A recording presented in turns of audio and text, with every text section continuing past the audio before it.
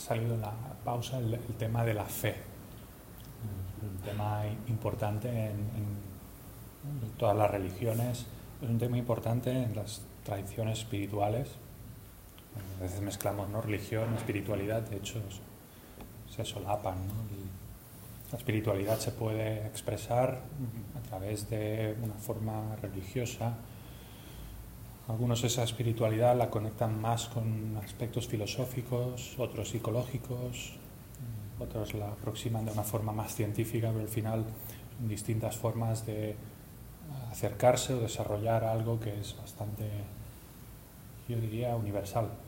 Todos tenemos una cierta semilla como seres humanos que nos impulsa a esa espiritualidad, a buscar un sentido, a cosas muy profundas, a intentar conectar con cosas muy profundas.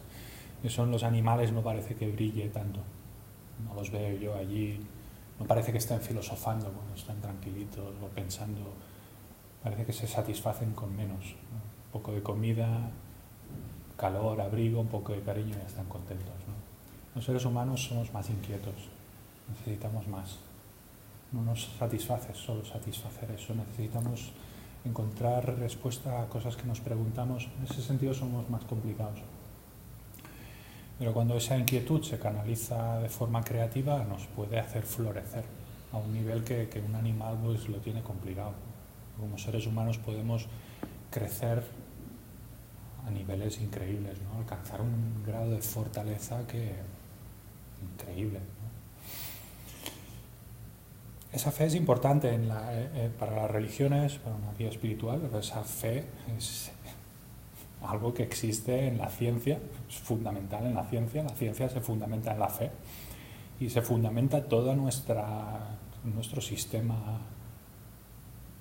me atrevería a decir todos nuestros sistemas, cualquier cosa. También tenemos fe cuando vamos a comprar al supermercado, fe que eso nos va a dar algo, tenemos una expectativa. Y esa fe puede ser ciega o puede ser una fe fundamentada, basada en la experiencia o en la razón. Tengo fe en que eso es saludable por una serie de razones o porque me fío de una cierta autoridad. Porque los científicos dicen que eso es saludable. Luego pasan 5 años y dicen que ya no es saludable, que ahora es saludable es otro que no era saludable. Como ha pasado recientemente con los huevos y las grasas saturadas, que ahora resulta que no eran tan malas. Ponemos fe, confianza en ciertas cosas. La fe, la confianza es algo, especialmente además creo que en los seres humanos es algo sumamente importante y extendido. Tenemos fe en nuestros padres, si hacen ciertas cosas la perdemos. Ponemos nuestra confianza, nuestra fe en ciertas personas, en algunas más, en otras menos, en ideología. ¿Pero es confianza o es fe? Sí, yo creo que se solapan. La fe, ¿sí?, tiene un aspecto de confianza. Te confías, ¿no? Pones tu confianza en aquello en que tienes fe. Sí, yo creo que sí. La palabra fe se le ha dado una connotación como más poderosa, ¿no? Sí. No sé si quieres como una no, sí, pero tiene un aspecto de confianza, ¿no? De entrega. Me entrego a eso, me confío a eso, me rindo incluso. Sí.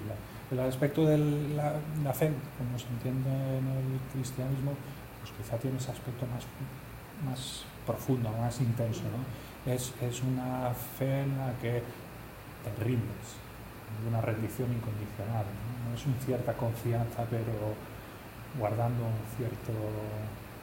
es fe aceptando ciertas cosas que tú mismo sabes que son irreales, entonces... Claro, ese es un aspecto a mi entender de la fe. Yo lo relaciono más con una confianza que puede llegar al punto de esa rendición incondicional. Mi fe, mi confianza en eso es tan grande que me rindo incondicionalmente a ello, me entrego.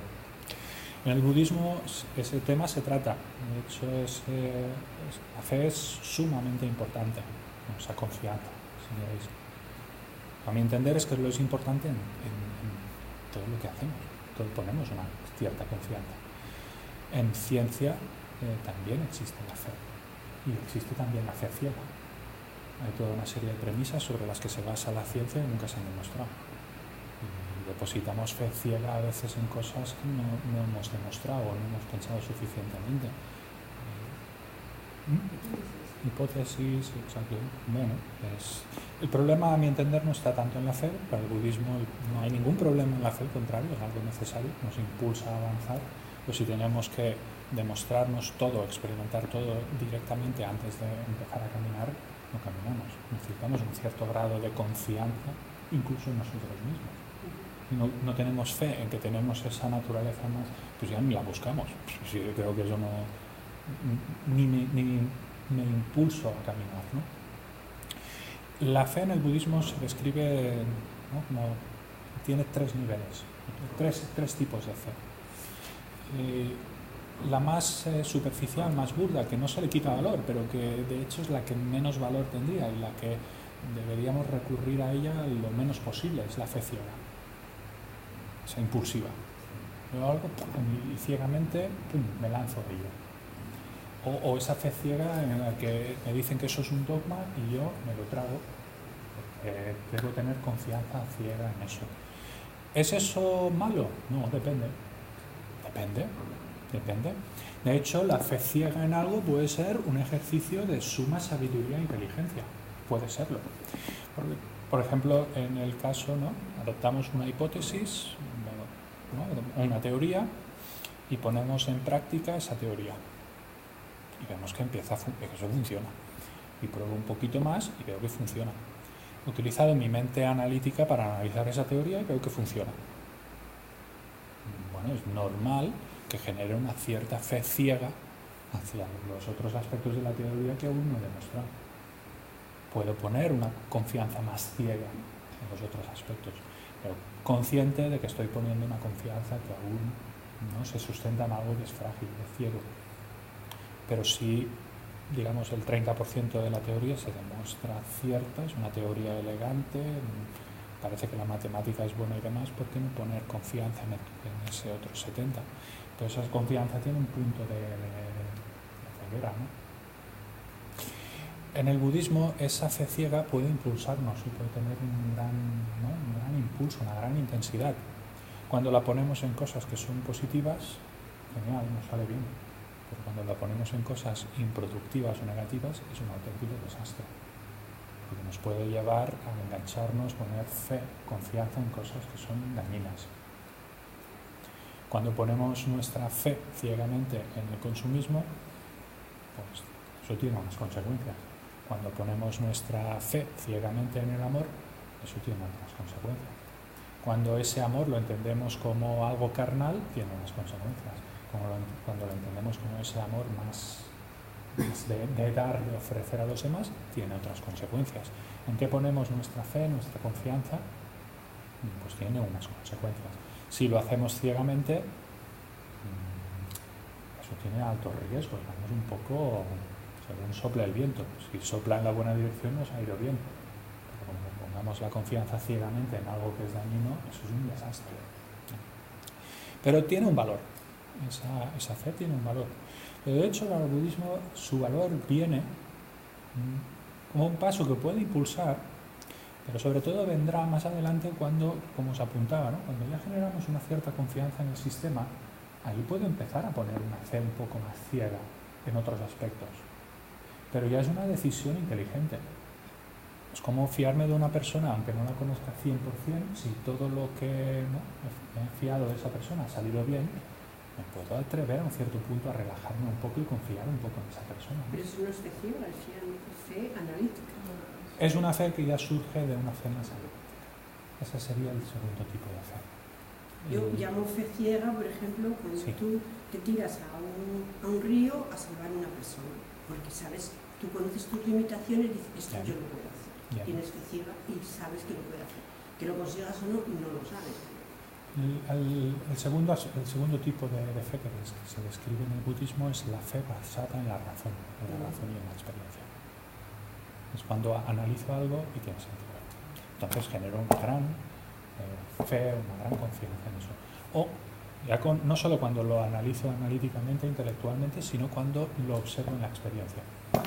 ¿no? Me dicen que eso, el amor incondicional, tal, es ver a los demás de esa otra forma, verlos como seres, eso es una fuente de felicidad incluso para uno mismo. Vale, suena lógico, lo compro, ¿no?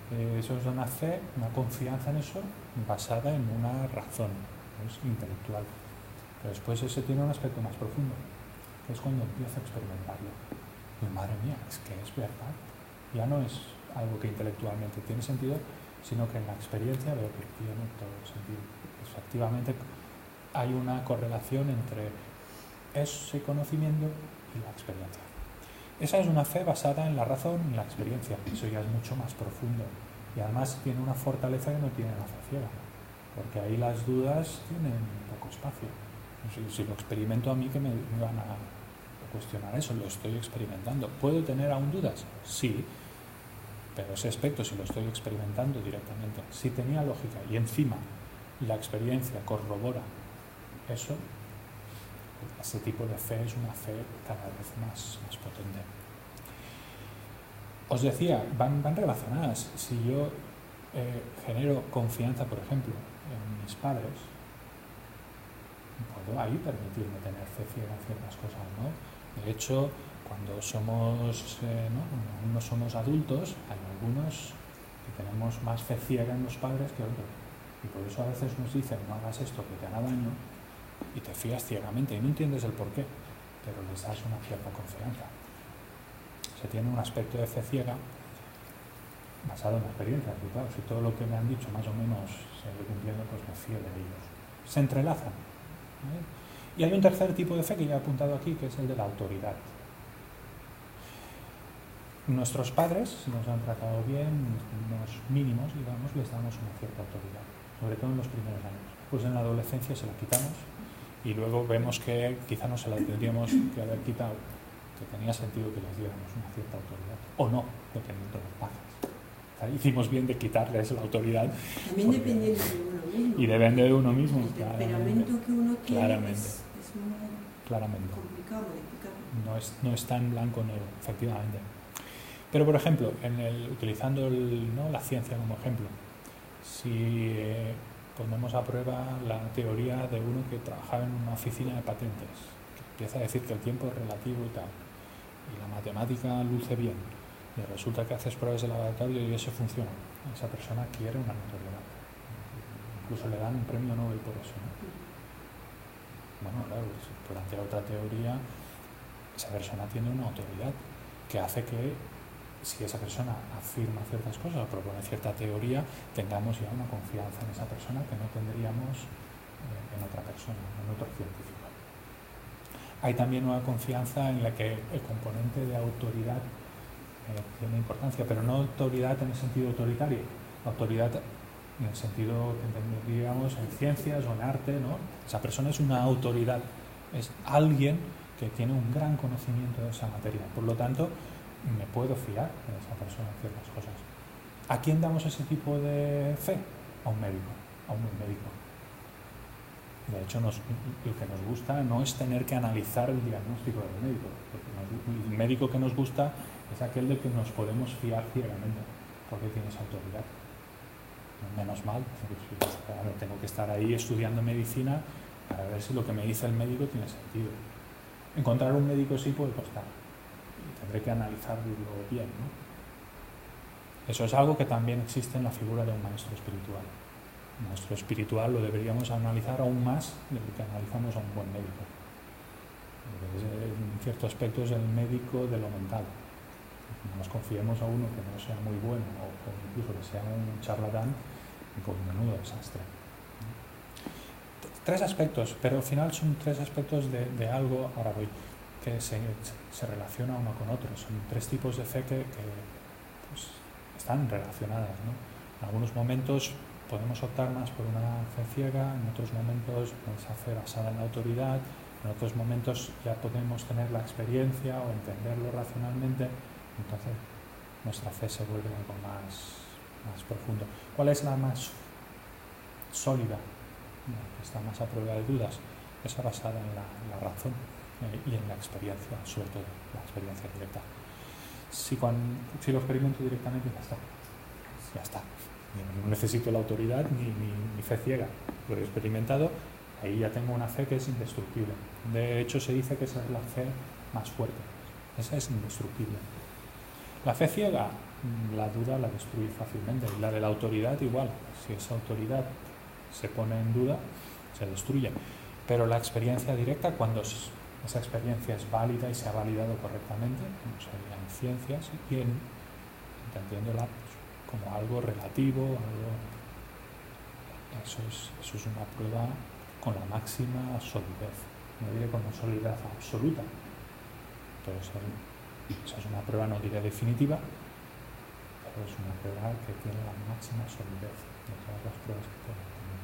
No sé si me explico. Pero sabéis que en ciencia, cuando demuestran algo, siempre es provisional. En el budismo pues no sería provisional, pero sería relativo, ¿no? Pero con la fe pasa lo mismo. Tú tienes una fe ciega en los Reyes Magos cuando eres pequeño, y luego viene el desastre que ya no se desmonta. Ni tus padres, ni los reyes, Los ni magos somos los reyes cuando es que es una tontería. Sí, que es verdad. O sea, yo recuerdo que me llevé una decepción increíble, que no estuve 3 días llorando. Somos super magos.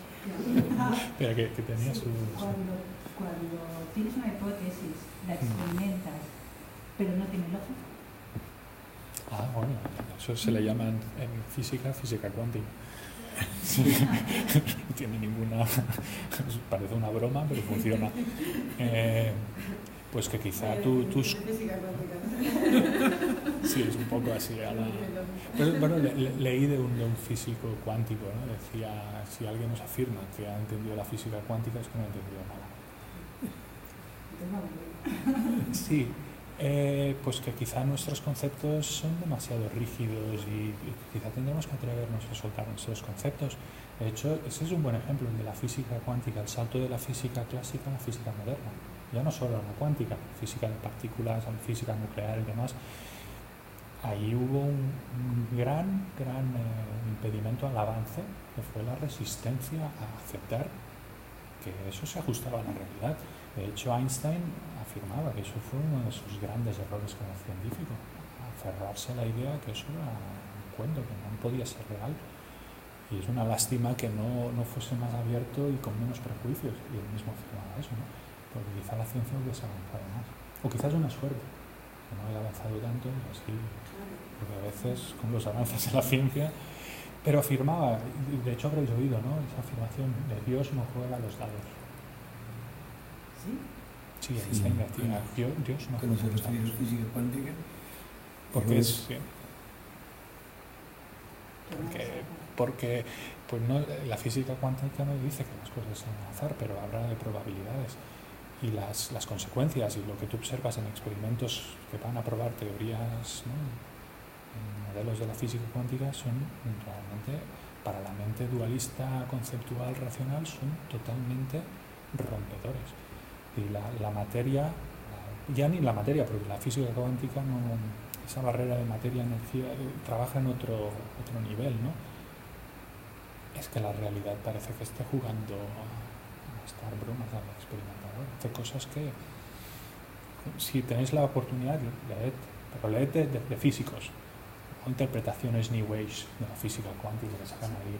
Leed de físicos, experimentos. ¿Ha habido un premio Nobel este año, el año pasado? Puede ser. Los suecos se han dado a dos que estaban experimentando sobre la física cuántica. Y hay una científica española que trabaja en el CERN, en Suiza, ¿no? Sí. En el Centro de Aceleración de Partículas, especializada en física cuántica, española. Tiene 3 libros muy buenos, muy sencillitos. No lo recuerdo ahora, pero os lo mando. Claro, y además, insisto, ¿no? Que sean de físicos. A veces se coge la física cuántica y se convierte en una cosa que no es. La física cuántica no demuestra teorías New Age ni física cuántica experimenta con la realidad y observa cosas que son sorprendentes. De ahí sacar conclusiones a mí me parece súper cogido por los pelos. Pero es verdad que la realidad que describe la física cuántica, la realidad de lo más microscópico, es que ya no, de hecho no puedo hablar de partículas. Sí. Física cuántica, ese concepto no se utiliza, ¿no? Pero ves los experimentos en física cuántica, es que no hay por dónde cogerlos. Parece que la realidad se esté riendo de nosotros. A ese nivel parece que se ría. Sí, nuestra realidad, porque no hemos llegado todavía a eso. Porque empezamos, y a mi entender, es que con la física cuántica, igual que en el budismo, por otro canal, a nivel mental, se empieza a entender la realidad a un nivel mucho más básico, la física cuántica a nivel físico, ya no solo el budismo, pero con el desarrollo de la concentración y demás, a nivel mental, se empieza a ver la realidad a un nivel que no está en contradicción con lo que percibimos, pero es mucho más sutil y complejo. Y con lo que percibimos hay como una contradicción, pero no hay contradicción, seguramente es que no entendemos. Exactamente, es como si tuviéramos puesto un bloqueo, que no en nuestra mente, que yo he intentado leer algo y es que... No, es que no tiene... El libro se llama Desayuno con partículas, de Sonia Fernández Vidal y Francesc Miralles. Son científicos que trabajan en ella, trabajan en el centro. Desayuno con partículas. Desayuno con partículas. Yo creo que justamente la fe sostiene esos modelos y aspectos de la realidad que constantemente van a ser superados y desenvueltos por llámese ciencia o llámese filosofía, llámese conocimiento, llámese sabiduría. O sea que la fe ahí cumple un papel pues muy poderoso, pero muy ambiguamente, porque está sosteniendo los modelos de realidad que de alguna forma proyectamos todos para después ser superados por algunos, ¿no?, que desafiando esos modelos de fe hacen experimentar y proponer otros modelos en los que nuevamente todos depositamos la fe. Sí. O sea que desde mi punto de vista la función principal de la fe sería precisamente sostener determinados modelos de realidad. Podría estar de acuerdo. Pero pasajeros, modelos pasajeros a tu entender. Todos son pasajeros. O sea, Bueno, aunque decir siempre algo contradictorio, pero te parecen que son pasajeros, efímeros y que no tienen solidez. No, efímeros no digo. Caprichosos casi. No, tampoco. O sea, supongo que tienen razones para ir marcando esas pautas de desarrollo. El budismo diría modelos que tienen validez a un nivel convencional, al nivel de la convención, al nivel del concepto, cultural, pero no como una realidad última, más allá incluso de la cultura. Por ejemplo, una de esas cosas en las que tenemos una gran fe es el yo. Nosotros tenemos una fe absoluta. ¿Existe ese yo en el que tenemos una fe absoluta? El budismo dirá que depende cómo lo concibamos. Cuando lo concebimos como algo absoluto, eso no tiene sentido. Y hay un montón de razones y cosas que podemos hacer para ver que eso no tiene sentido. Pero convencionalmente existe. ¿Podemos tener fe en ciertas cosas de la realidad? Sí, pero no como absolutos. En ese sentido yo no diría verdades que pueden ser superadas por una verdad más profunda. El budismo, de hecho, te diría que son verdades relativas. Si lo miro así, es verdad. Si lo miro así, es verdad.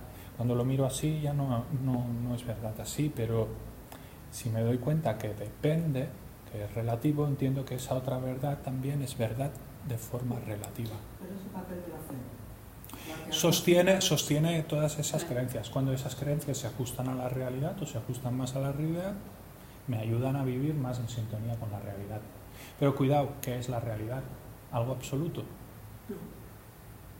Ese es un punto que tocaremos en el tercer fin de semana. De hecho, el budismo, si queréis, así a modo muy resumido, pues es una búsqueda universal, me atrevería a decir, la búsqueda del absoluto, de lo último. Eso que llena el vacío, eso que nos hace sentir plenos, si queréis. En India se buscaba ese último. Se buscaba, como en tantas, pero ahí explícitamente, pues como harían los griegos también, ¿no? Se planteaban el buscar es el sentido último, la realidad última, lo absoluto, lo divino, lo perfecto frente a lo imperfecto. El budismo, ante esa búsqueda, Buda Sakyamuni hace algo que es rompedor y realmente es, incluso si quisieras ¿no? Desde el punto de vista del debate, de la discusión, es sumamente brillante, pero no es un ejercicio de debate o de filosófico, es que es el resultado, según él, de su propia experiencia. Él afirma, por utilizar palabras muy sencillas, que su realidad última, o su visión de lo último, la verdad última que él propone, es que no hay verdades últimas.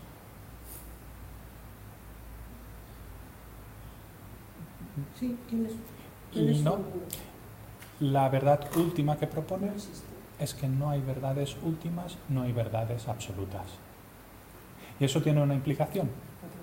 Es que, no, ¿para qué buscar? Quizá es que buscar, pues no busquemos lo último, lo absoluto. Quizás buscar algo que existe de forma absoluta, última, es una aproximación errónea. Lo que buscamos es ser felices y no sufrir. Si buscamos eso como un absoluto, según el budismo, no llegamos a esa noción de que eso es algo absoluto. Conlleva también de hecho viene de creer que hay un buscador que existe de forma absoluta, que está buscando eso de forma absoluta, que es un absoluto, y empezamos a solidificar la realidad, pero la realidad no es sólida. La realidad es mucho más dinámica, orgánica. En el momento que empezamos a solidificar cosas, y más en base a nuestros prejuicios, ideas, cultura, nos perdemos. Estamos cogiendo algo que es súper dinámico, orgánico, y lo empezamos a congelar. O intentar congelar, pero es que no se congela porque yo quiera. La realidad seguirá siendo dinámica, orgánica, flexible, por más que yo intente solidificarla y convertirla en algo absoluto. No sé si me explico. Claro, eso puede parecer un juego filosófico, ¿no? La verdad última que yo propongo es que no hay verdades últimas. Mira, ¿cómo le rebates eso? Realmente te has cargado la discusión aquí, porque si tu verdad última es que no hay verdades últimas, pues nos vamos para casa. Porque además tiene un punto de fortaleza tremendo. Es que yo no tengo que demostrar nada. Me tienes que demostrar tú que existe una verdad absoluta. Pero es que lleváis siglos intentando demostrar eso y no os ponéis de acuerdo. Pues yo llego aquí y digo, es que no os ponéis de acuerdo porque esa cosa no existe. Y lo único que tengo que hacer es, cada vez que me proponéis una realidad absoluta última, desmontarla, encontrar los inconvenientes y demás. Sin embargo, se debe de constante contraste con lo convencional. Ahí está la virtud, claro. No existe la absoluta. Claro, ahí es la otra cara de esa afirmación. Es que eso no quita que exista una realidad de unas verdades. Pero ¿cómo son esas verdades o esas realidades que percibimos? Que podemos decir que eso es real. Son cambiantes y son, sobre todo, relativas a muchas causas, condiciones que incluyen sobre todo la persona, la mente. Concibo las cosas de una forma, la persona de al lado también las concibe y llegamos a un consenso. Bien, y ese consenso es válido, pero dentro de un marco de referencia. Si cambiamos el marco de referencia, ese consenso puede ya no ser válido. Si yo me aferro a eso como absoluto, me peleo con el otro, porque tiene otro marco. Si entiendo que eso es algo relativo convencional, no me peleo con el otro que tiene un marco distinto. Entiendo que es otra manera de mirar la misma realidad. Ahora bien, sin caer tampoco en un relativismo, ¿no?, llevado al extremo. El fuego quema, punto final. Como seres humanos, el fuego quema. Y me quema la mano. Y si lo estudiamos científicamente, vemos que eso tiene unas consecuencias a nivel material que podemos afirmar que quema. Ya está, no tenemos que discutirlo todo. Ahora, si fuésemos extraterrestres y no tuviésemos un cuerpo hecho a base de química de carbono y tal, fuésemos un cuerpo energético, pues quizá nuestra realidad ya no sería que el fuego quema. Es relativo, pero como seres humanos, ahí la relatividad se ha reducido a... Depende de la percepción. Pero hay consensos que son más amplios, hay consensos que son menos amplios. Como seres humanos, como animales, el fuego quema. Punto final. Aunque un animal no conciba el fuego quema, no lo utilice en nuestras palabras, pero el fuego quema. Ahora bien, insisto, ¿no?, en otro ámbito el fuego no quemaría. De hecho, ¿qué percibimos? Lo podemos mirar científicamente. ¿Qué percibimos de la realidad? Luz visible, calor, poquita cosa más, ¿no? de ese nivel. Luego vibraciones en el aire, las percibimos como sonidos. ¿Eso es toda la realidad que existe, lo que percibimos con los sentidos? No. Pero eso es nuestro marco de referencia, es lo que conocemos. Ahora, si hay aquí un ser sentado hecho de rayos gamma, por decir, pues no lo vemos. Y por lo tanto concluimos que no existe. Y ese ser de rayos gamma, y le hago así y no le pasa absolutamente nada. Y es más, quizá ni me percibe. ¿Pero eso le quita realidad? No. En mi marco de referencia, pues no existe, no aparece.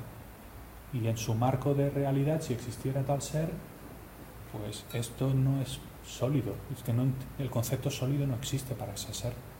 Si es un ser hecho de energía, su mundo es energético, no tiene materia. Por decir, me estoy inventando, ¿eh? Pero veis dónde voy, ¿no? De hecho, eso a un nivel más burdo lo entendemos perfectamente. Tenemos una cultura, vemos las cosas de una forma, tenemos otra, las vemos de otra forma. Pero si lo llevamos al extremo, nos damos cuenta de cómo eso se va diluyendo cada vez más, y entonces nos podemos dar cuenta cómo nuestra percepción de la realidad depende incluso de que tengamos un cuerpo de una forma o de otra.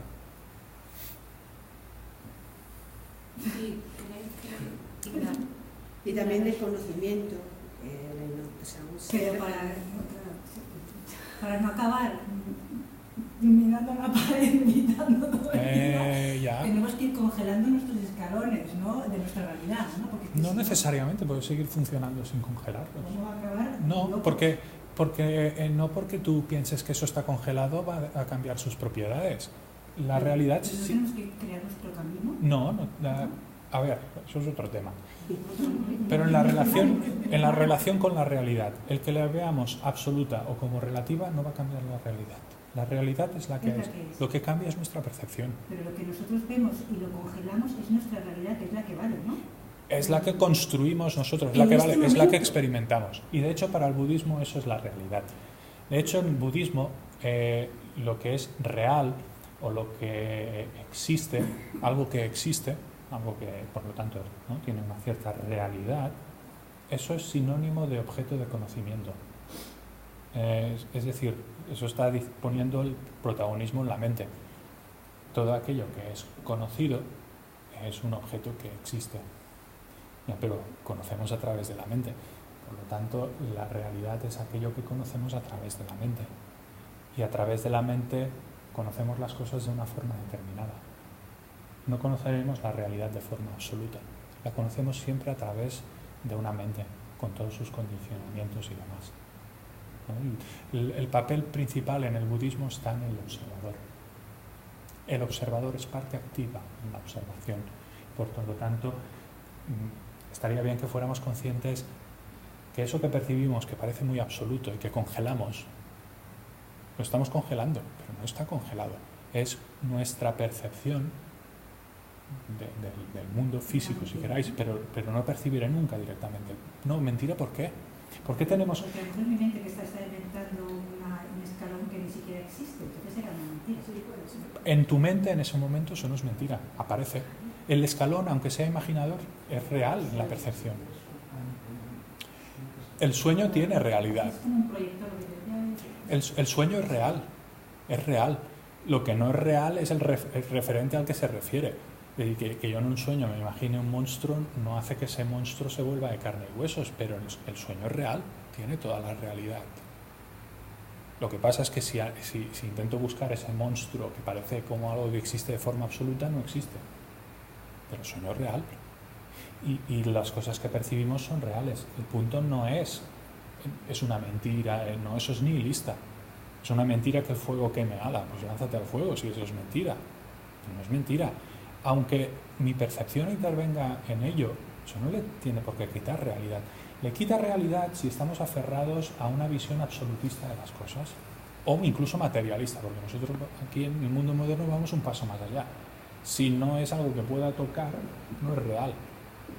Los pensamientos no son reales, ese sueño no es real, claro que es real. ¿Por qué damos realidad? ¿Por qué real tiene que ser algo absoluto? El punto que hace el budismo es cuestionar que realidad tenga que ser siempre absoluto. la realidad relativa, esa es la que tenemos y es igualmente válida, pero entendida como algo relativo, no como algo absoluto. En el momento que lo intentamos hacer absoluto, eso no es válido, no hay un absoluto. Es una equidistancia entre ambos extremos. Es como la primera y a tener la satisfacción de esa incertidumbre de no hay verdad absoluta, es una inquietud en movimiento, de hecho, sí. Ese es el aspecto de la sabiduría. La sabiduría se vincula a lo femenino, ¿vale? Femenino, no, cuidado con femenino, masculino. En esa visión, en la visión de lo masculino femenino, como se entiende en el budismo, que utiliza el budismo, femenino no es mujer, masculino hombre. Masculino femenino son cosas que están en hombres y en mujeres, y de hecho tendrían que estar en armonía. En hombres pues quizá, porque no siempre es así, lo masculino como que tiene más expresión, lo femenino menos, pero no tiene por qué ser así. Es más, en un hombre en que lo femenino sea lo que se expresa más, eso no hace del hombre femenino, digamos. Eso es muy viril, muy masculino, pero tiene aspectos de esa feminidad, pero eso es algo muy idealista, ¿no? Se utiliza esa separación entre masculino y femenino, pero va algo más profundo.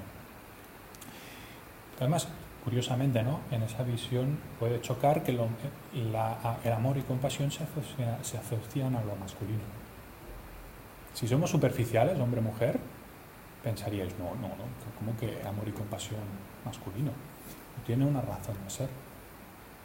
En esa lógica hombre-mujer, en esa dualidad hombre-mujer, quizá no tiene tanta lógica, pero en esa concepción que aprovecha el masculino-femenino, que es como otro sistema, pues tiene toda su lógica. Y lo masculino se asocia a esa energía de acción. Amor y compasión son acción, impulsan a la acción. ¿Masculino en el sentido que pertenece a los hombres? No, claramente no. Y en esa sabiduría que se asocia a lo femenino, y ahora entenderéis por qué se asocia a lo femenino, es una sabiduría, una inteligencia danzarina, que se adapta. Tú apuntabas ahora, sabe danzar con la incertidumbre. Y esa energía de sabiduría que se asocia a lo femenino inquieta y pone muy nervioso ahora quizá no, y los que estáis aquí os va a resonar. Esa sabiduría más instantánea, más intuitiva, en el sentido más sano de esa intuición, que sabe adaptarse momento a momento a las circunstancias, que además es algo que, pues, quizá por eso está más asociado al lado femenino, más desarrollado en el lado femenino. Es imprescindible para la maternidad, porque si no hay esa flexibilidad, con una criatura impredecible será difícil no tener éxito en esa maternidad. Danza, se adapta, y a veces se dice es una energía o es algo seductor. Esa impredecibilidad puede ser seductor, pero da mucho miedo, especialmente a los hombres más rígidos, inflexibles, donde todo está muy, muy cuadriculado, con esa inflexibilidad. El aspecto sano masculino, la energía masculina, que se adapta bien a esa intuición, para utilizar ese símbolo de la danza, sería esa energía que se sabe adaptar desde una cierta, se sabe adaptar a esa impredecibilidad y se siente cómoda con esa impredecibilidad. Bien, o también como un aspecto de sabiduría. De hecho, para mí tiene lógica que se vincule masculino-femenino, porque de hecho algo que asusta y ha asustado mucho, creo, históricamente a las mujeres, y por lo cual las mujeres han sufrido mucho, es ese aspecto. Una mujer así, para muchos, es una mujer peligrosa, y el hombre ha tenido la tendencia a controlar y subyugar ese aspecto. En cambio, para algunos hombres eso es el aspecto más seductor de una mujer, es impredecible. Y no sabes a veces por dónde te saldrá, pero eso es el aspecto más atractivo, ¿no? Esa fluidez, esa capacidad de danza. Yo creo que es un buen símil el de ciertas danzas. De hecho, leía de un autor inglés que decía para él el prototipo de esa energía se podía encarnar en una danzadora de flamenco, ¿no? Una gran vitalidad y una energía que puede asustar a una mente muy rígida. Bien, no sé, el símil es bonito, ¿no? Hay una sabiduría que danza con la realidad, pero no tiene una danza de estas estudiadas paso a paso, no, sabe fluir con la realidad de una forma muy dinámica, muy orgánica. Igual que fluye el agua del mar. Sí, si quieres, cualquier símil que te ayude. A mí me encanta el de la danza. Además, en algunas prácticas se utilizan los mudras que tienen ese aspecto de danza, ¿no? Es como súper elegante. Si te aferras a una realidad que es absoluta, cuanto más te aferras a una realidad que es todo absoluto, no hay danza ahí. Esa danza, ese fluir con la realidad no existe. Esa sabiduría fluye con la incertidumbre y se siente sumamente cómoda en esa incertidumbre, en ese constante cambio. Porque la realidad no sea algo absoluto, algo fijo, algo estático, sino que es algo que está cambiando, que depende de cómo lo mires, pasa a ser una mentira. Eso es lo que la mente que se aferra al absoluto concibe y por eso le da tanto miedo. Y por eso tiende a controlar, ¿no?, aquellos aspectos, y ya no hablo de personas externas, aspectos de la mente que tienen esa capacidad también de adaptarse, de fluir. Nos da miedo el desconocer. Construimos una ilusión de que conocemos. Pero fijaos, no sé si iba por aquí, ¿no?, la afirmación de Sócrates, que se podría ligar muy bien a ese tipo de sabiduría. Solo sé que no sé nada. Y ahí estaba súper cómodo. La afirmación de Buda, la verdad última que propongo es que no hay verdades últimas. Es un decir, todo lo que yo sé, todo lo que yo conozco, no son cosas absolutas. Me pone en una situación de que tengo que danzar con la realidad. Pero si no tengo miedo ¿no?, a esa realidad más fluida, más dinámica, pues puedo danzar con ella con alegría.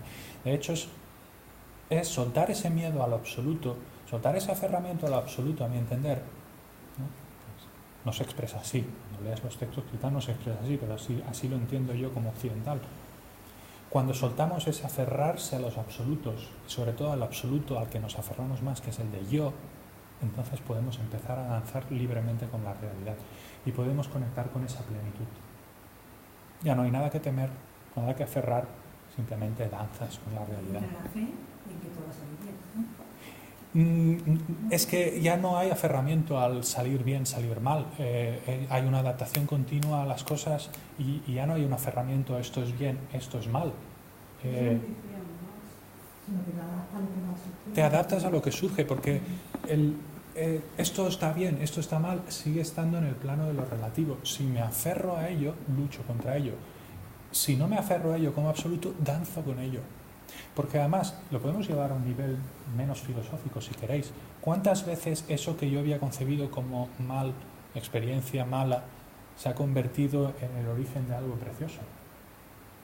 Pues eso ya nos tendría que dar pistas que ese aferrarse a esto malo, esto bueno, no se ajusta a la realidad. No siempre lo que concebimos como bueno es bueno, o lo que concebimos como malo es malo. De hecho, la realidad es mucho más compleja. Y lo que percibimos como malo puede estar conectado con cosas que percibiremos como buenas. Y lo que percibimos como bueno puede terminar en desastre. Se trataría de, por un lado, de ir soltando esa visión tan absoluta de las cosas, pero sobre todo, por el otro lado, ir percibiendo esa riqueza, esa diversidad incluso, esos distintos ángulos desde los que se pueden mirar las cosas. Y no tener miedo a vivir en una realidad en la que hay menos certidumbre. Desde esa visión absolutista no hay ninguna certidumbre y eso produce terror. Pero ¿cuál es el problema? Esa es la realidad. Adaptémonos a ellas. Nos adaptamos a la realidad y ya no hay nada que temer. ¿Quiere decir eso que no planificamos? No, eso es otro extremo. Tenemos una cierta capacidad de predecir, pero podemos hacer eso desde la conciencia que eso es algo relativo, provisional. Provisionalmente eso funciona, pero igual que ahora funciona, mañana dejará de funcionar, no pasa nada. Cuando deje de funcionar, si veo que ya no, pues cambio, adapto, danzo con la realidad. Ahora tengo estas circunstancias, funcionan bien, danzo con ellas. Las pierdo, no las puedo recuperar, se alejan. Bueno, pues se alejan y ahora se acercan otras. Voy para allí. Pero digamos que la fe también es un poco la avanzada de la Nietzsche, o sea, que ese sí se da un papel a esa, o sea, hace que la fe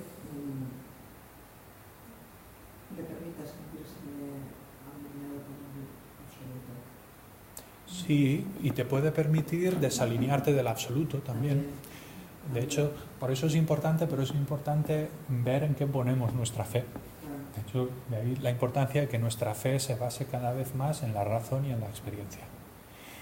Y en eso tenemos que ser muy abiertos y ser muy sinceros con nosotros mismos y mantener siempre una mirada muy crítica, de no creernos que ya está,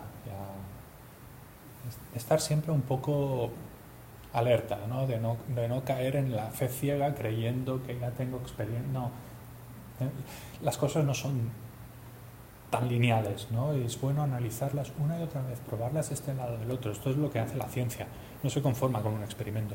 Hay multitud de experimentos en distintas laboratorios tal, hasta que uno ve que eso tiene una solidez cada vez más fuerte. Lo que se propone con la práctica de la meditación es eso, que vayamos poniendo a prueba esas teorías y vayamos obteniendo pruebas. Y claro, si después de años y años meditando veo que las experiencias van sintonizando, entonces mi fe cada vez es más fuerte. La fe que tenía con la primera experiencia será así. La fe que tengo después de 20 años de estar atento a esas experiencias puede llegar a ser indestructible. Llevo 20 años probando a prueba eso y funciona. ¿Funciona un día? Eso es una prueba me funciona un día, pero tengo que asegurarme que no sea fruto de condiciones que no estoy teniendo en cuenta, que es lo que nos pasa con el día a día, con la visión ordinaria de las cosas. Consigo esa comida, experimento un cierto placer, fuente de felicidad. Y nos quedamos ahí. Y otro día me como la misma cosa y me produce un empache. Pero ya no me cuestiono la creencia original. Eso es bueno, porque el primer día decidí que era bueno, ya está. Y hay una multitud de pruebas en la experiencia cotidiana que me dicen que eso no es verdad. Que depende. Si me como 1 kilo de eso, eso es malo. Si me como unos gramos en según qué circunstancias, me da un placer. Pero un día que estoy deprimido o estoy estresado, me como eso y no me hace nada. ¿Me explico? Pero fijaos cómo en esas cosas cotidianas somos sumamente ignorantes y ciegos. Tenemos una fe ciega en una cantidad de cosas que no tienen ningún sentido. Tengo fe ciega en el chocolate, pero hay multitud de veces que me como ese chocolate y no produce nada, porque estoy distraído y si me como toda la tableta, según como, se va a convertir en algo horrible. Pero el chocolate es bueno. Lo que no es bueno es comer tanto, pero es bueno. No puede ser que no sea bueno. Tiene que ser bueno por narices. Y como hay alguien que me diga que no es bueno, no puede ser, que a todo el mundo le gusta el chocolate. Y se traduce en el lenguaje. Come esto que es bueno. Eso será bueno para ti, pero quizá yo no lo percibo como bueno. Pero en el lenguaje instintivamente lo hacemos, ¿no? Es lo típico que a mí me va bien irme a correr por la montaña, ¿no? Y si creo que eso es inherentemente bueno, lo recomiendo a todo whisky.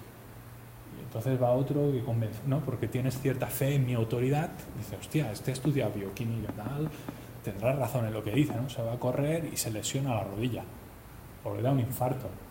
Y luego viene, pero no era tan bueno eso de correr. Depende. No has corrido en tu vida. Tienes según qué edad, te vas a correr poco bestia, ¿no? Depende. Pero fijaos cómo tenemos esa tendencia, porque creemos en cosas que son verdades absolutas. Esto me va bien a mí. Hay una tendencia a hacerlo absoluto. No somos tan burdos de hacerlo todo absoluto, pero tenemos una inercia a ir por ese camino. Bien, eso el tercer fin de semana entramos mucho más en profundidad. Pero ¿veis ahí la semilla de problemas? ¿No? ¿Veis ahí una semilla de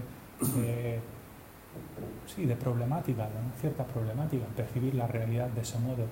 Sí, claro, me recuerda un poco hay un cuento de Osho que dice, no, que es como no, de una granja que tiene un caballo y se le pierde el caballo, ¿no?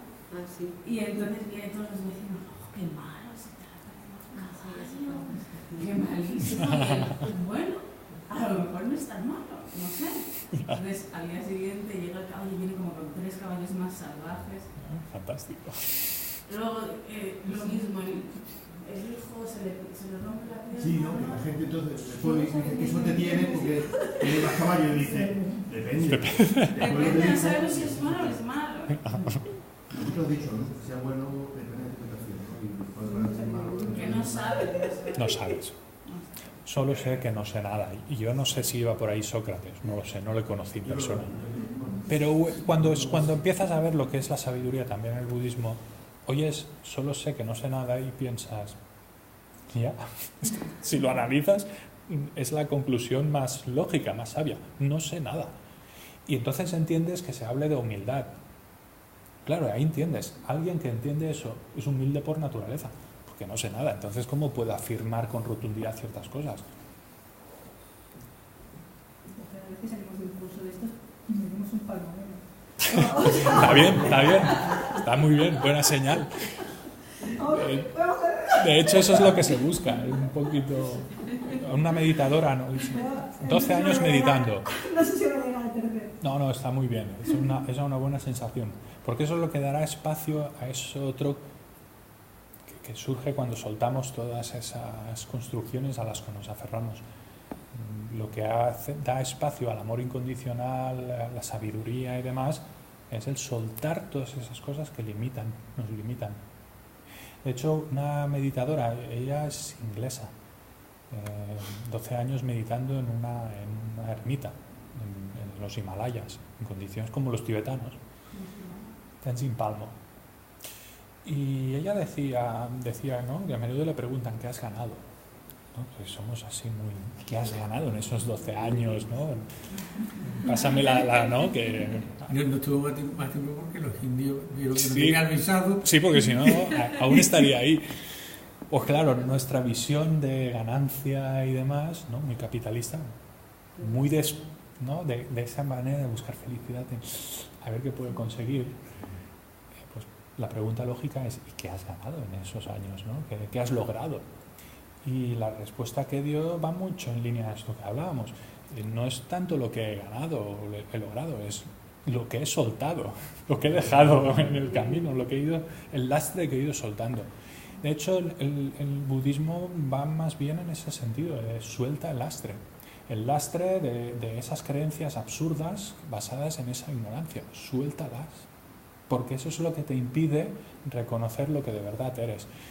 Se utiliza a veces la analogía del cielo y las nubes. Te aferras a las nubes, no puedes percibir lo que hay más allá de las nubes. Detrás de esas nubes hay un sol que está brillando.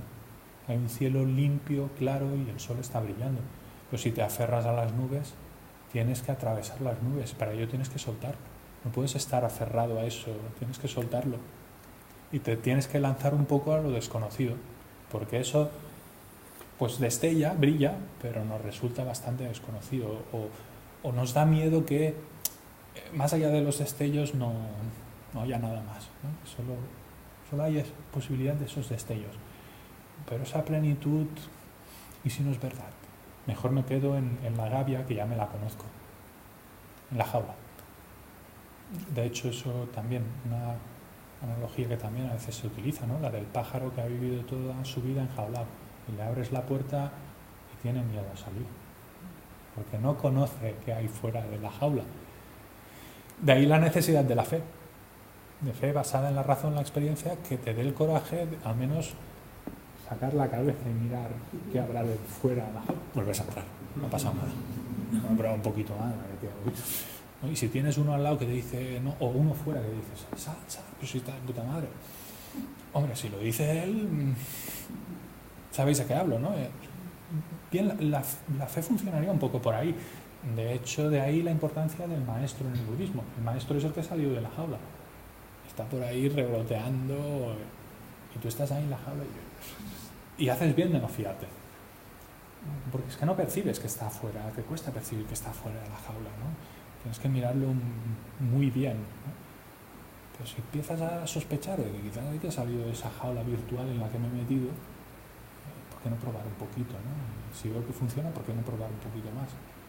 Hasta que uno llega al punto de soltar todos esos miedos, aferramientos, y si realmente cree que se puede confiar ya no en el maestro, en lo que encarna esa persona, en lo que dice, y en mi experiencia de todo eso que dice, que yo pongo en práctica y veo que funciona. O venga, sal de la jaula ya de una vez. Lánzate, ríndete al amor y la compasión. Además suena bien, me rindo al amor. Embriagado de amor y compasión toda la vida y de buen rollo, alegría. ¿Por qué no? Pero hacer ese paso requiere mucha inteligencia. Requiere una fe que esté basada en inteligencia. Porque si no viene un charlatán, nos promete eso, suena bien, lo compro y termina en desastre. El amor ese incondicional se convierte en sexo. Entra en comunión con el maestro. A ver, perdón, en comunión física, ¿no? Ya, ¿qué me estás contando, sabes? Eso del amor incondicional parecía otra cosa. Se ha convertido en algo muy mundano. Ha convertido lo mundano en divino, ¿no? No era eso. No era eso. Entonces sí me toca en la jaula. Bueno, es que está más metido ese maestro que el discípulo, según cómo. Está en la jaula y contento de estar ahí dentro. Pero eso es algo importante entender. Confianza, sí, pero basada en esa mente analítica, en esa actitud crítica en el buen sentido, de un escepticismo sano. Porque además es que en el camino budista, tienes que cuestionar tus creencias más profundas. Tienes que cuestionar esa creencia del yo como algo tan sólido, concreto, separado del resto del universo. Luego necesitas esa mente crítica, analítica, que no tiene miedo de desmontar ciertas creencias. Luego fe sí, pero no es en ese sentido que a veces entendemos en Occidente, ¿no? Que es algo casi negativo. Esa fe ciega en el dogma, entrega ciega sin cuestionar. No, aquí es cuestionando. Pero cuando cuestiono, pruebo y funciona, puedo hacer un ejercicio de inteligencia y poner fe o confianza en eso. Pero ya es desde la inteligencia, ¿no? Yo creo que eso tiene sentido, racionalmente, experimentalmente. Bien, pues apuesto por eso. Ya está.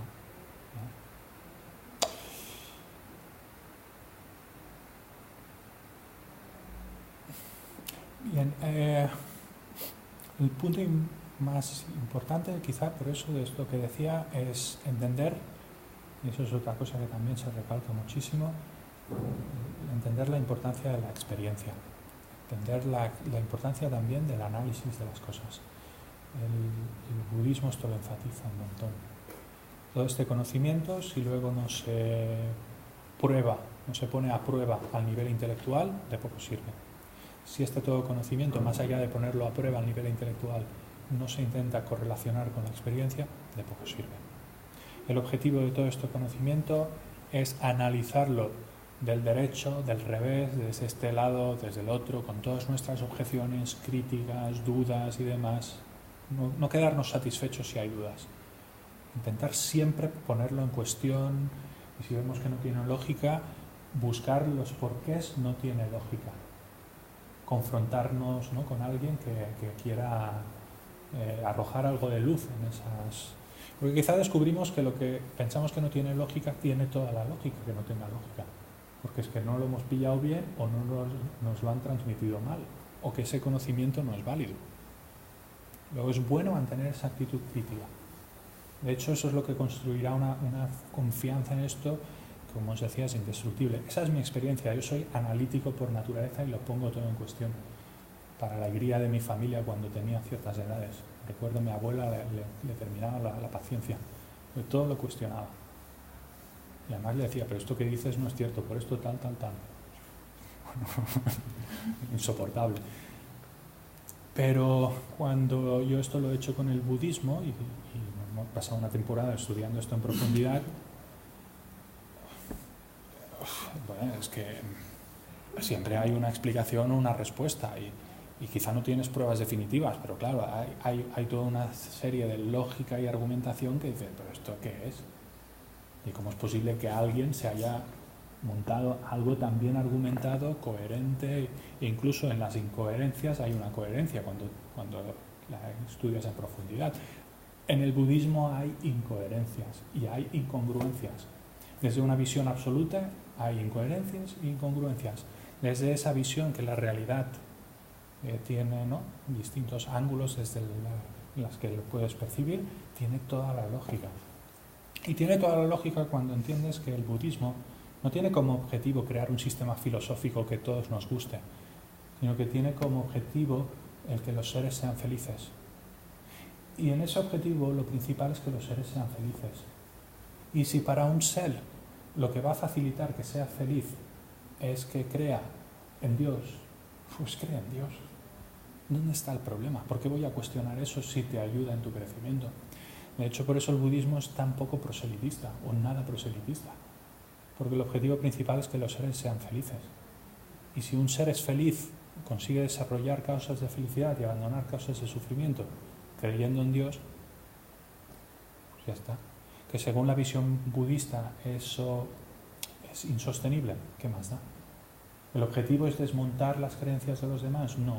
El objetivo es desmontar las creencias improductivas, como el aferrarse a un yo muy sólido. Pero incluso en el budismo, ese aferramiento a un yo muy sólido se desmonta a distintos niveles. Un nivel en que se desmonta totalmente, pero hay niveles de comprensión de eso que se llama vacuidad del yo, donde se deja algo de ese yo. Porque si me produce una gran angustia desmontar eso y no puedo entender con qué me quedo, pues mejor que te quedes con algo. Pero ese algo que sea un poquito más sutil. ¿Me explico? ¿No? Hay, según el budismo, una noción muy fuerte del yo a la que nos aferramos. Puedo coger y desmontarla absolutamente. Eso no existe de forma absoluta, de forma última. O dejar un pequeño rastro. No existe de forma absoluta como tú crees. Existe de forma absoluta, pero de esa forma más sutil. ¿Me explico? Cuando miras desde la visión más profunda, ves esas visiones menos profundas, parece contradictorio. Cuando entiendes la finalidad, es sumamente hábil. Una persona que está muy aferrada, por ejemplo, al chocolate, no puedes coger el chocolate y decir, mira, esto es malo, no lo vas a convencer. Tienes que utilizar argumentos progresivos, y tienes que ir convenciendo de manera progresiva. Porque ese es el punto. Se tiene que dar cuenta ella. Y por lo tanto, el dar que se dé cuenta esa persona, si tú quieres ayudar en ese conocimiento, que la persona quiere darse cuenta, tiene que ser gradual y adaptado a esa persona. A un niño no le puedes dar ciertos argumentos que sí le puedes dar a un adulto. O a veces al revés. A veces hay niños que le puedes dar argumentos que a un adulto no puedes darle. Cada persona es única. Entonces, en esa finalidad de ir conociendo la realidad, ir conectando con nuestra naturaleza, existen métodos muy diversos. Y eso es algo que en el budismo también se ve. Existen métodos que se basan más en el buscar eso ahí fuera, existen métodos que se basan más en el buscarlo ahí dentro. Unos se consideran más profundos que otros, pero todos son extremadamente útiles e importantes, porque en algunos momentos necesitamos un poquito más métodos que están más ahí fuera, otras veces más ahí dentro. No sé si me explico. Necesitamos flexibilidad. A ver, si encuentro un ejemplo que sea sencillo y ayude a eso. Bueno, el de niños adultos podría ser pero pensemos en nosotros mismos, por ejemplo, en adicciones. Pensemos en una adicción. La adicción a ciertas drogas pues, es algo negativo, ¿no? Y podemos llegar a entenderlo. Pero a veces el método más hábil no es dejar de consumir esa droga inmediatamente, de forma absoluta. A veces lo lógico es reducir la dosis. Para algunas adicciones, o algunas personas o circunstancias, lo lógico es reducir la dosis. Para otras personas es sustituir esa droga por otra. Para otras personas o drogas, lo mejor es parar en seco. ¿Quiere decir que hay un método que es mejor que otro? Depende. Depende, si nos aferramos a que hay un método que de forma absoluta es mejor, pues ese es el que vamos a proponer a todo el mundo. De hecho, lo ideal, entre comillas, sería dejar de consumir en ese mismo momento. ¿Funciona eso siempre? No. ¿Qué es lo más sabio? Adaptarse. Otra vez, esa sabiduría que se adapta. Esa persona está muy enganchada, no se lo puede retirar inmediatamente. Quizás que aún no le ve el daño que hace, o quizás sí que ve el daño que le hace, pero no puede. Pues pruebas con un método más gradual, más progresivo. En ese sentido. El budismo tiene métodos que son más graduales, métodos que son más directos, métodos que incluyen más ritual, métodos que incluyen menos ritual. En algunas personas se enfatiza más el estudio, en otras más la meditación, en otras más el servicio. ¿Hay uno de ellos que es mejor que el otro? No, depende. Para la persona que tiene propensión y le puede ayudar el servir a los demás, esa es su práctica perfecta. Para otra persona que tiene más tendencia a lo intelectual y le cuesta más la relación con los demás, le puede ayudar más el estudio o no, depende. Bien, volvamos a la renuncia. Para que realmente surja ese renunciar a esas cosas que nos hacen daño, está claro, como apuntábamos, he dicho un poco, tenemos que ver el prejuicio de esas cosas, porque si no es artificial. Sería un poquito, alguien me dice que el chocolate es malo y me obligo a dejar algo que yo no creo que sea malo. En el fondo creo que eso es fantástico, pero si me quedo solamente en un nivel superficial de fe ciega o demás, caigo no en la renuncia, caigo en la represión. Si quiero chocolate bueno, pero alguien me ha dicho que es malo, me reprimo, porque yo soy bueno. Pero también hay chocolate bueno, por ejemplo. Si no hubieses dado... Bueno, no, pero ya con esa comprensión de que sí, no es bueno, o pongamos algo más nocivo si queremos, no sé. Pero quiero decir, alguien me dice, eso no es bueno, podría ser el médico, dice, esto no es bueno para la salud. No te bebas una copa de vino. Sí. Porque no es bueno. Vale. Pero fijaos, hay una diferencia entre realmente entender que eso no es bueno, bien, porque lo analizo, ¿no?, racionalmente, porque el médico me ha dicho, mira, tienes este problema en el hígado, el alcohol, sé que el alcohol se procesa en el hígado, le causa un daño, vale, tengo el deseo de tomarme esa copa de alcohol, pero entiendo que eso es malo. Bueno, ¿habrá una cierta represión? Quizás sí, pero lo que habrá sobre todo es un conocimiento de que eso es malo y entonces actúo con libertad y me abstengo de eso libremente. Pero eso es distinto que reprimir 100%, ¿no? Quiero la copa de vino, alguien me dice, eso es malo, eso es pecado. Yo pienso, ¿y eso qué? O sea, tiene que haber entendimiento. Tiene que haber entendimiento. Según el budismo, para que eso funcione, sí, tiene que estar interiorizado. Y esa interiorización será progresiva. Al principio, pues será más intelectual y en realidad yo estoy deseando tomarme la copa, pero joder, mierda medicina y tal, que me han dicho que mi hígado eso no lo procesa bien, pero sé que tienen razón. No tiene sentido que tengan razón. Querría la copa, pero no puedo. De hecho, esa interiorización mejora aún más cuando tengo experiencia. Cuando esa copa me la bebo y después de beberme la copa, pasadas 2 horas, me noto como un malestar y tal, ahí empiezo ya a interiorizar eso a un nivel más profundo, que es el de la experiencia. Ya no es lo que el médico me ha dicho, que eso te va a hacer daño. Si encima veo los síntomas, ¿no?, veo las consecuencias, experimento las consecuencias, ahí llega un momento que veo la copa de vino y ya no la quiero. Ya no sale ni el deseo. La renuncia, el proceso de generar esa renuncia, o ese deseo de soltar, renunciar al sufrimiento y a sus causas, tendría un progreso parecido. Al principio es que no me lo creo. Tiene un cierto sentido, pero no me lo creo. Yo sigo apostando por esas cosas. De ahí la importancia que desarrolle una cierta atención, un cierto autoconocimiento y vaya descubriendo a nivel de experiencia, vaya interiorizando también con la experiencia que efectivamente eso tiene sentido. A pesar de que yo apuesto por eso, a pesar de que lo concibo como deseable porque me da felicidad y demás, no es así.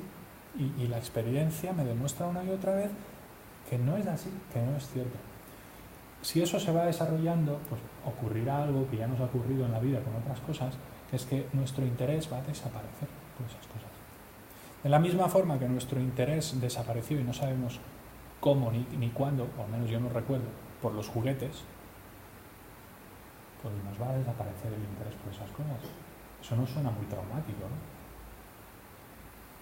Yo no recuerdo tener un trauma el día que dejé los juguetes, es que no recuerdo qué día pasó eso, simplemente pasó. Claro, porque aparecieron otros juguetes más interesados, animados, juguetes animados, ¿no? Y las hormonas te llevaban a jugar con otros juguetes. Ya. Pero esa parte de la analogía, bueno, sí, o si quieres, porque encuentras otros juguetes que vienen de algo mucho más profundo. Encuentras el juguete de tu naturaleza auténtica, ¿no? Empiezas a descubrir, porque esa es la otra cara de la moneda, que refuerza esa renuncia.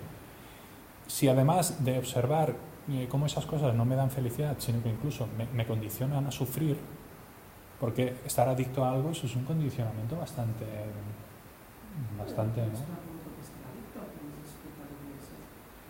Sí, pero el problema con la adicción es que te genera dependencia. Entonces, ¿qué ocurre? Como dice el título de un libro, ¿no? Cuando termina el chocolate.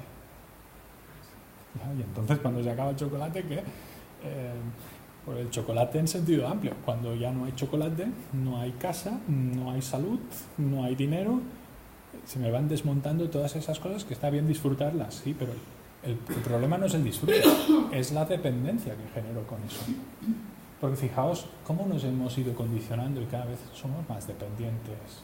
De pequeños, con 4 cosillas, estábamos contentos. Imaginaos ahora que volvéis a las condiciones de la infancia. De pronto no tenéis coche, casa, no tenéis autoridad porque hay otros que no os organizan la vida. Bueno, según cómo tampoco está mal. Pero si has generado dependencia a ciertas cosas, que yo quiero ir a la montaña, que me quiero ir de viaje aquí, no sé qué, que no me dejéis comer lo que me da la gana cuando quiero, tal, porque si era la infancia. No, quizá nos hemos olvidado, pero eso al menos en mi casa. Yo no podía abrir la nevera y coger lo que quería, ni abrir la caja de galletas. A escondidas sí. Pero al menos en mi casa, ahora eso quizá habrá cambiado.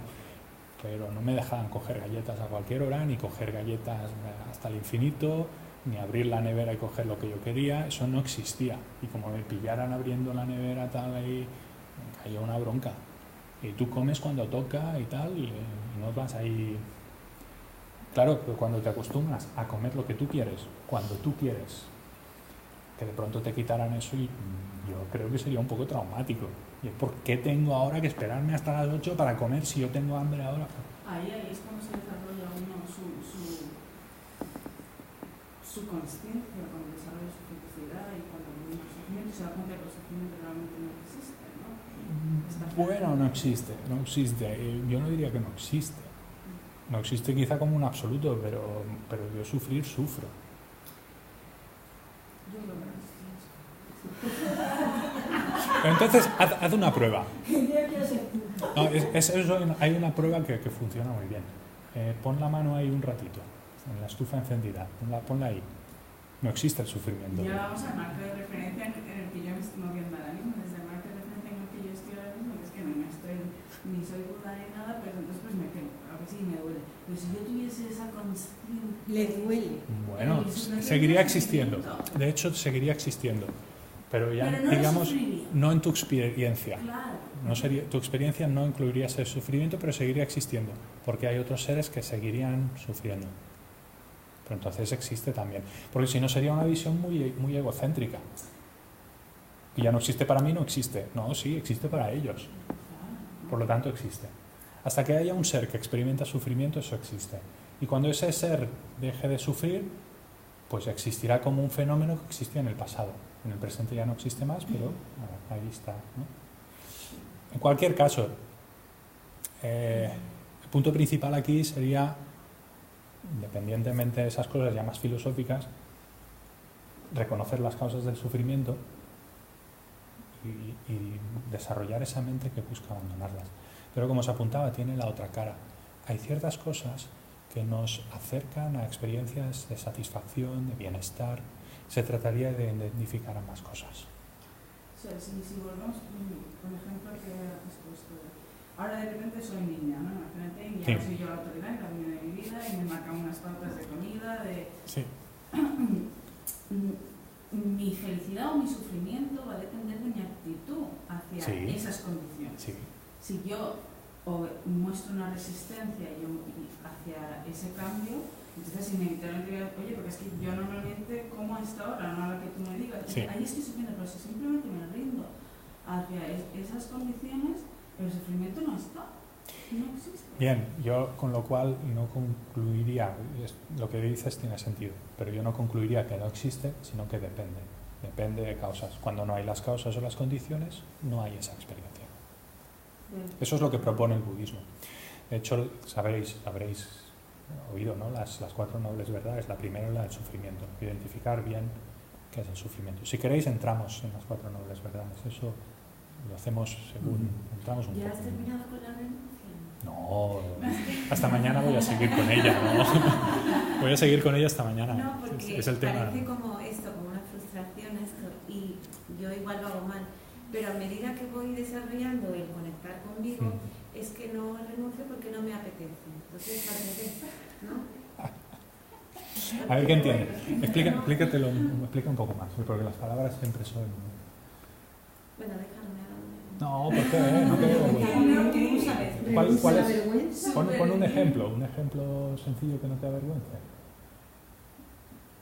No entiendo por qué será algo muy profundo, ¿no?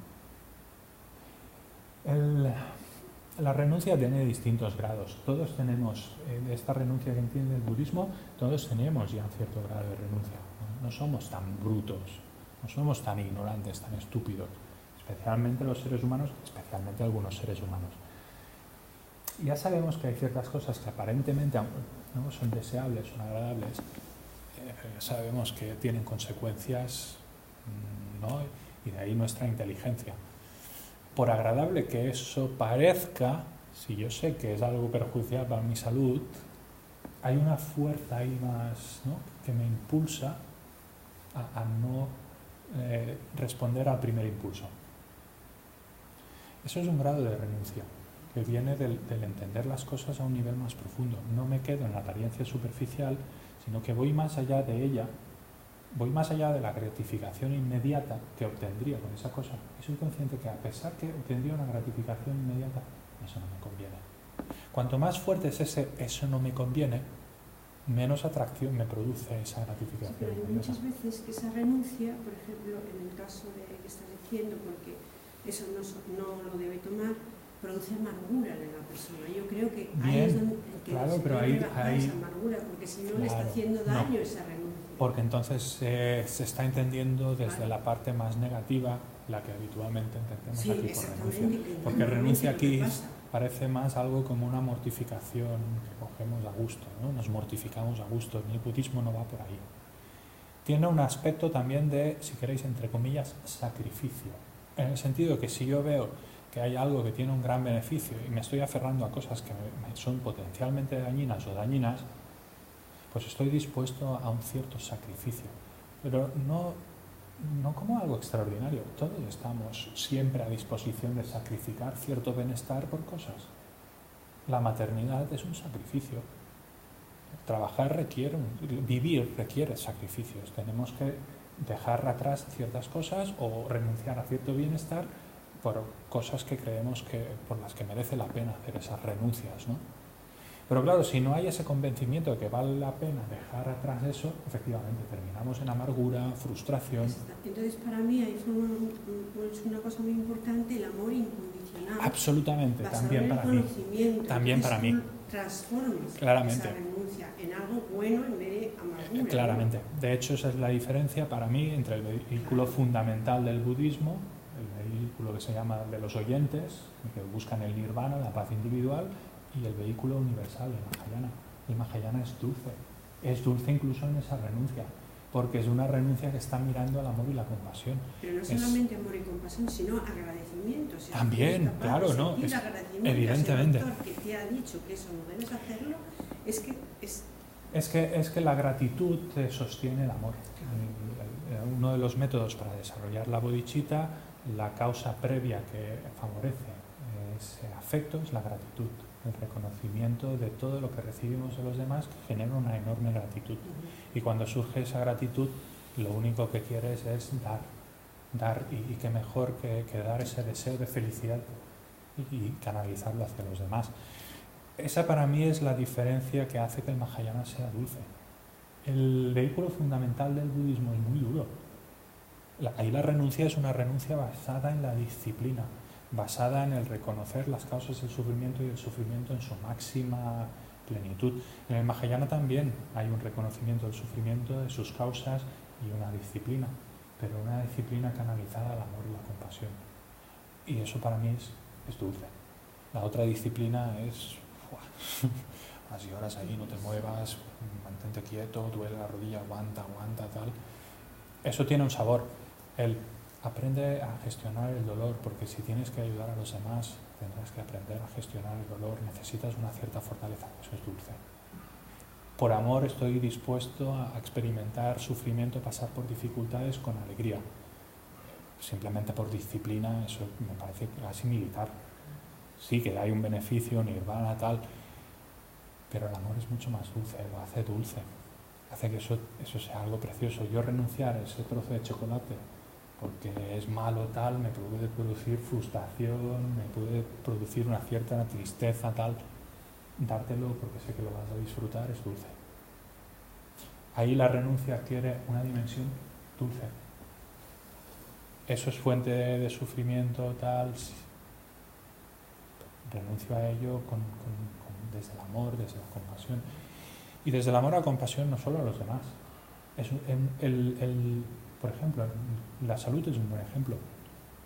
El dejar de hacer ciertas cosas que son dañinas para la salud, si es algo que hacemos por la fuerza o por aferramiento o demás, eso tiene un sabor y tiene una dificultad inherente. Cuando lo hacemos por amor propio, bien entendido, por amor hacia nosotros mismos, eso es dulce. Es porque me quiero y quiero tener una buena salud, porque quiero envejecer bien, porque quiero, en el sentido más sano, me voy a cuidar. Y quizá esa comida pues no es la que me apetece más, pero me la tomo como un amor, como pura medicina, porque me quiero, no quiero sufrir. Y sé que eso me va a ayudar a no sufrir en el futuro. Me apetece más lo otro, pero sé que eso me va a hacer daño. Pues como un ejercicio de amor, me ofrezco esa comida más sana. ¿Y qué ocurre con el tiempo? Que esa comida más sana me parece lo mejor del mundo y la otra ya no me atrae. Es la diferencia de matiz, ¿no? Claro, si eso no está ahí, efectivamente la renuncia se puede convertir en una frustración, en algo amargo, y entonces, naturalmente, es normal que no apetezca. ¿Cómo va a apetecer? Eso es difícil que te apetezca. Lo que hace que nos apetezca la renuncia, el cultivo de amor y compasión incondicional y demás, más allá de la experiencia, el experimentar esas cosas, nos ayuda a ver que eso tiene valor. La renuncia es libertad. Desde el momento que voy cortando la dependencia con ciertas cosas, adquiero una libertad cada vez más incondicional. ¿Hay chocolate? Estoy contento. ¿No hay chocolate? Estoy contento. Comida que me apetece, que resulta que no es sana, cuando pues, estaba contento. Pero ahora que veo que no es sana, estoy contento con la otra. Que un día me ofrecen esa que no es saludable, bueno, no pasa nada, estoy contento igual. Es una libertad increíble. Ya no pongo mis expectativas de felicidad o sufrimiento en las cosas y adquiero una libertad que me permite elegir, y ese es un punto importante que en el Mahayana está y en el vehículo fundamental pues no está tanto. A veces incluso parece que no esté. En el vehículo fundamental también hay la sabiduría. Dejo de hacer eso porque me hace daño. Pero no se enfatiza tanto algo que es lo que la hace dulce, que es el amor y la compasión. No como eso porque es fuente de sufrimiento, y por compasión, porque me quiero, por compasión hacia mí mismo, no quiero ese sufrimiento futuro, no lo como. Y por amor, como eso otro, no, mi aferramiento no concibe como algo deseable, pero lo como porque sé que me conviene. Tiene un aspecto dulce que hace que la renuncia sea mucho más fácil. Esa renuncia la hago con placer. Dejar de hacer ciertas cosas, o hacer ciertas cosas con esa motivación del amor, la compasión, es mucho más fácil.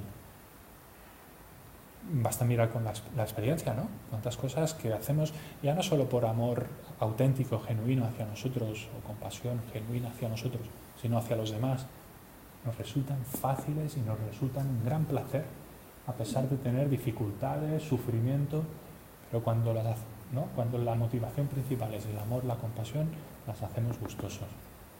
Y al final del día no pasamos balance de todo el sufrimiento que hemos experimentado. El foco principal es ¡qué maravilla! Y estoy todo arañado, he hecho una piltrafa, no he dormido. Eso no cuenta. Pero no cuenta. Lo principal es, yo quería hacer eso por una motivación basada en el amor, en el afecto. Lo he podido hacer y me siento bien. Sabéis de qué hablo, ¿no? Claro, así la renuncia tiene otra dimensión. Pues es bueno que si la renuncia no tiene esa dimensión y esa dimensión ayuda en la renuncia, incluirla. Porque si no caemos en una renuncia que puede ser fría y en la que parece que estamos dejando algo atrás. Es como sí, pero no hay un convencimiento.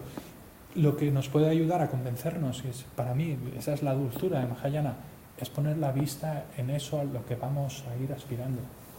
Porque es que es tan bonito, a eso estoy dispuesto a dejar atrás ciertas cosas. Para eso estoy dispuesto. Hay una cosa, cuando tú estás en un tanto de ese esquema etóneo, esa distorsión que tienes ahí, pero la sociedad o la cultura te está diciendo constantemente tienes que hacer algo bueno y eso es lo mejor, si no vas a ser feliz, y te estás transmitiendo eso constantemente. Y hay un ejemplo muy claro que es la publicidad. Oh, claramente. Y yo me asusto ya, porque digo, cuando yo esa publicidad no me dice, no, al tuyo síndrome de resfriado, ponte esto, no puedes sufrir.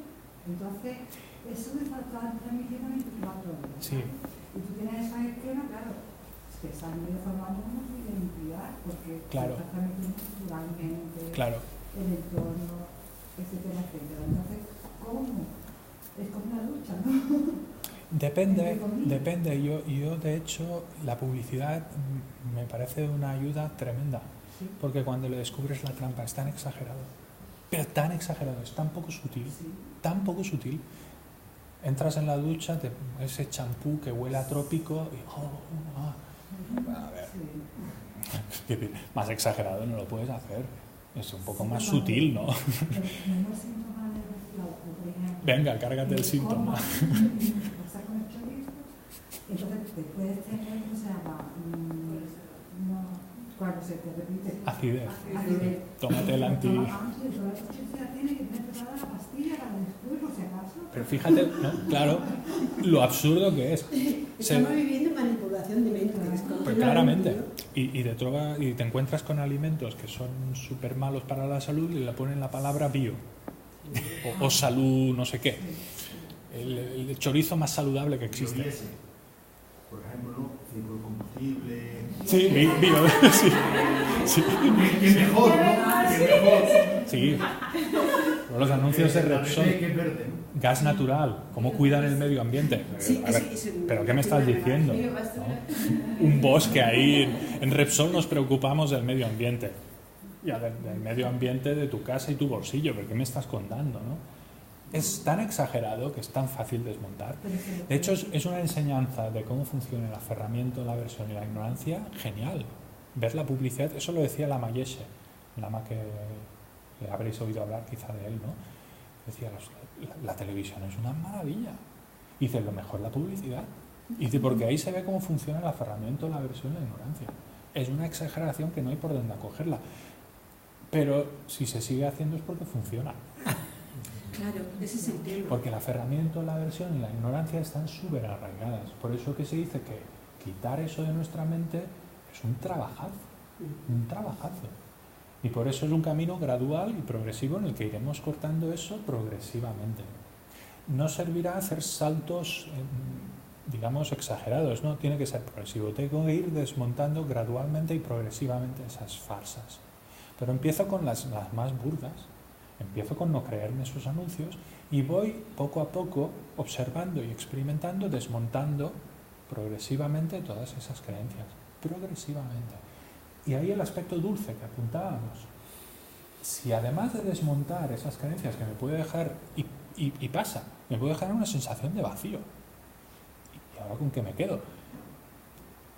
Ahí lo que yo diría, además en este contexto, el vehículo Mahayana es un vehículo del amor, la compasión. Pon la atención en el amor y la compasión. Eso llena cualquier vacío. Pon ese énfasis ahí, y soltar lo otro va a ser fácil. Porque tienes algo que brilla y que te captiva, te fascina y hace que todo lo otro sea mucho más fácil de abandonar. Y más cuando ves que esos aferramientos, esos rechazos, te están condicionando esas experiencias. Por ejemplo, hay algo apetecible, ¿no? Y somos 3, y solo hay una de esas cosas apetecibles. Aferramiento me va a llevar a intentar tenerlo para mí primero, pero eso destruye cualquier experiencia de afecto, porque ese afecto del que hablamos es de dar, no de que el aferramiento oculta, daña ese amor, porque el amor va en el otro sentido, en el de dar, no en el de obtener algo de los demás. Tiene una visión basada en el reconocer la humanidad de los demás o lo precioso de los demás. Los demás son seres que desean ser felices y no desean sufrir. Reconoce eso y entonces, ¿cómo no voy a ofrecer lo más precioso que tengo a los demás? Lógico. El aferramiento no, el aferramiento es, mira, esa persona tiene algo precioso, ese objeto tiene algo precioso, lo quiero para mí. Es muy distinto, porque lo que reconozco precioso lo reconozco a un nivel muy superficial o material de beneficio-prejuicio, ¿no? Si eso me beneficia, lo quiero para mí. Si me daña, no lo quiero. Es una manera de tratar a los demás deshumanizada, por utilizar terminología que es deshumanizar a los demás. Es convertir a los demás en objetos.